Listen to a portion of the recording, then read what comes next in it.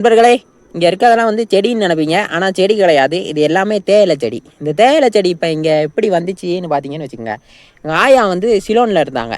இப்போ சிலோன்லேருந்து வர்றப்ப அங்கே வந்து டீ செடியெல்லாம் இருந்துச்சுல்ல, அங்கே தானே இருந்தாங்க ஃபஸ்ட்டு வேலை செஞ்சுக்கிட்டு. அங்கேருந்து வர்றப்ப இங்கே கொண்டு வந்துட்டாங்க.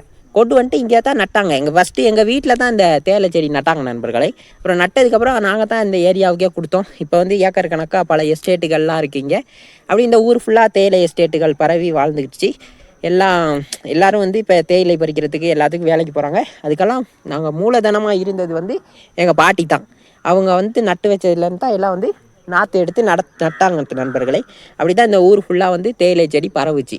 அப்புறம் நண்பர்களே, இந்த மாதிரி விஷயம்லாம் தெரிஞ்சுக்கணுன்னு வச்சுக்கோங்க. அடுத்து இந்த மாதிரி பலதரப்பட்ட கதைகள்லாம் நம்ம சொல்லுவோம். அதெல்லாம் நீங்கள் தெரிஞ்சுக்கணுன்னா நம்ம சேனலில் ஒன்று சப்ஸ்கிரைப் பண்ணிக்கிட்டீங்கன்னா உங்களுக்கு இந்த மாதிரி கதைகள்லாம் அடிக்கடி நான் சொல்லுவேன் நண்பர்களே.